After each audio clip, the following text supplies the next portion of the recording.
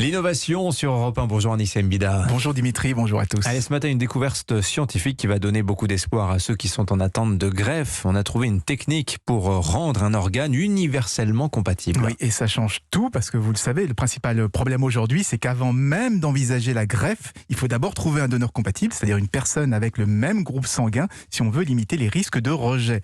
Et c'est loin d'être évident pour les groupes les moins fréquents, je pense au groupe B par exemple.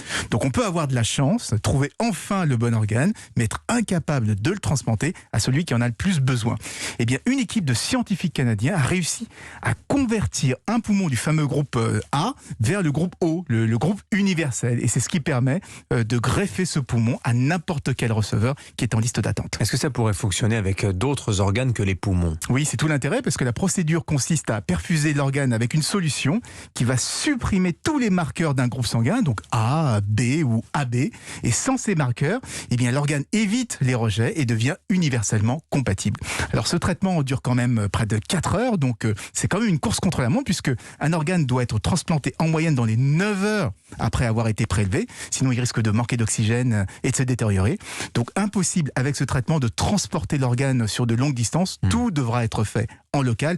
Et vous l'avez dit, ça donne déjà énormément d'espoir parce qu'avec des organes universels, eh bien, on augmente les chances de transplantation et on évite la loterie qu'il y a aujourd'hui. Alors, cette technique pourrait-elle aussi être appliquée aux transfusions sanguines ? Je vous demande ça parce qu'on manque actuellement, il y a des pénuries de sang. Oui, et c'est l'autre usage qui est envisagé pour ce traitement. Alors, on ne va pas augmenter avec ce système d'un coup les réserves, mais permettra d'avoir beaucoup plus de sang universel, ce qui donnera plus de souplesse lors des transmissions.